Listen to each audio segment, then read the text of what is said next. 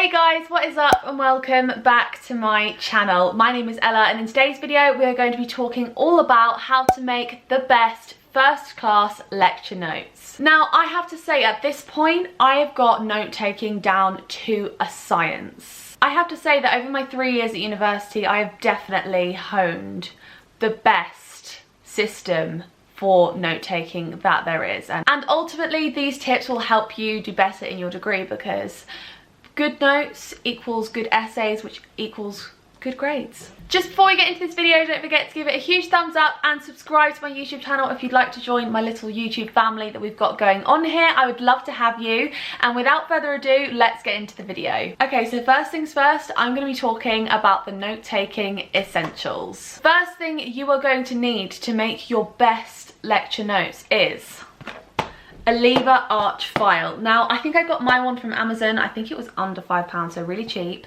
It's this cute little pastel pink colour, and in here I have got all of my lecture notes. Wow, that makes me look so productive, doesn't it? You're also obviously going to need a hole puncher and little dividers so you can organise your folder into different modules and sections. The next thing you are going to need is a system. So what I mean by this is, are you going to type your notes or are you going to handwrite them? This is entirely up to you, and whatever method suits you, you should go for. You do you, sis. You know, who am I to tell you what way is better to actually take your notes? But in my personal opinion, I write my notes on a laptop because it is a lot less time consuming. It's a lot easier to format your notes and add to them over time, and edit them and whatnot. And also you can actually take notes a lot faster and more efficiently. And the final note-taking essential you are going to need is the right headspace. Now what I mean by this is, when you are going into that lecture, you can kind of have two different approaches to it. You can either go in there thinking, I can't be bothered, this is going to be rubbish, I'm not going to learn anything, oh my god, I hate this module, this is not for me. You can have this really negative outlook on it and you're probably not going to enjoy it or get anything from it.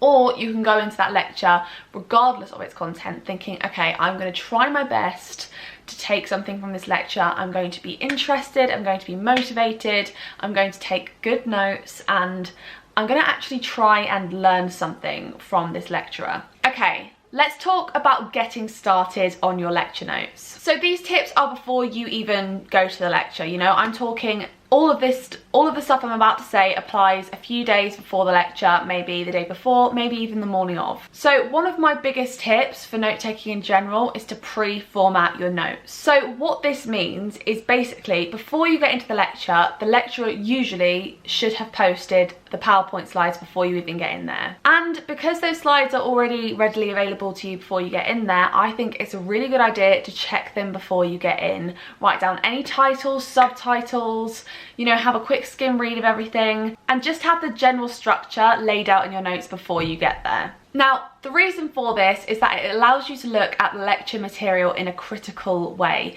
because if you are going in there and you have never heard any of this information for the first time, you're not going to go into it thinking critically and sort of deeply thinking about everything that the lecturer is saying. And it is these critical thinking skills, the ability for you to have your own opinion on the lecture material, that will eventually get you higher marks in your final essay. So I think it's very important to get a general gist of what the lecture is going to be about, so that when you get there you can go into it thinking, okay, what is my opinion on this whole shenanigans? Do you know what I mean? Also, make sure you check for any prep work. Some lecturers like to set like pre-tasks or pre-reading before your lectures or your seminar, so make sure you check to see if they have set you that, because sometimes the whole lecture or the seminar can be based off of that, and it is really annoying if you forget to do that and then they call on you and you're like, oh, I didn't know. But now I've said this, you now know that there could be prep work, so I might be saving your life a little bit. Okay, so now we're going to talk about during the lecture. So make sure you get there in plenty of time, make sure you're wearing something really comfortable and you know, you feel cute, you feel fresh.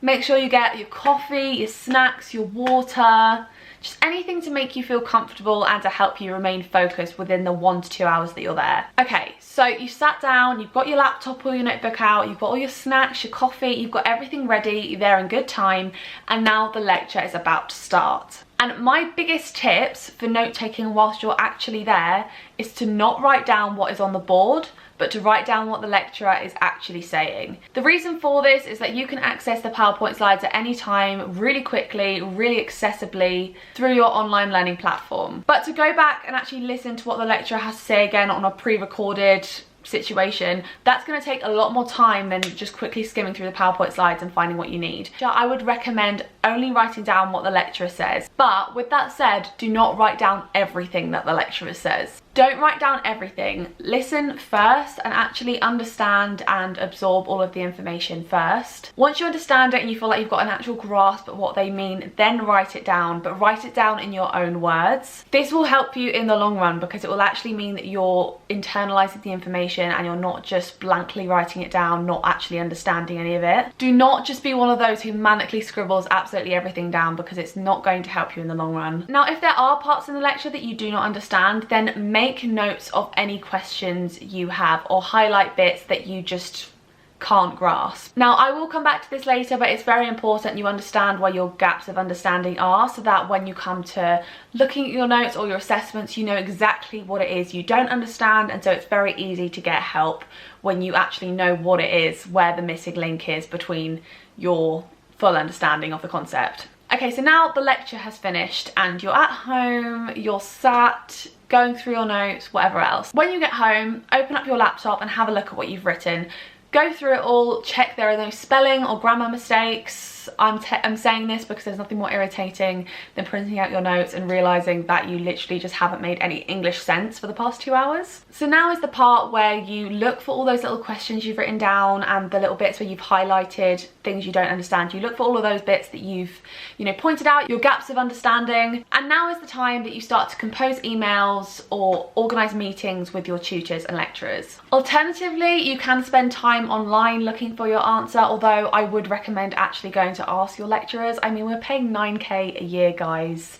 I feel like, if you're gonna pay 9k a year, you might as well get your money's worth. Okay, so once you've filled in your gaps of understanding, now is your time to print them out. Also, make sure you date and number your notes in order, because there's nothing worse than going back through your notes and it all just being all over the place. You have no idea what's going on. Make sure you hole punch your notes, go through them, highlight all the key bits of information if you want to. That bit is obviously optional, but I just like to because it makes it look really pretty. Although if you do highlight information, this will just be another way of consolidating the information and helping it stick in your head, which will help you when it comes to like final assessments and stuff. And then finally, file it away in your folder. And then eventually, by the time you get to starting your third year, you should have a folder that is just absolutely rammed with things. But also, it's kind of satisfying. I kind of love a full folder. But yeah, full circle, file it away, and then come to look at it when you do your final assessments, and you're good to go. Everything's already organised. And with that, I'm going to round up today's video. And that is how I write my first class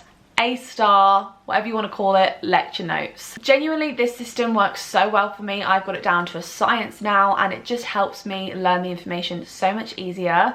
And I genuinely think it's foolproof. Like, I think if everyone used this method, we'd all be getting firsts. And with that, I'm going to round up today's video. If you enjoyed this video, don't forget to give it a thumbs up and hit the subscribe button and the notification bell if you'd like a notification every time I upload a new video.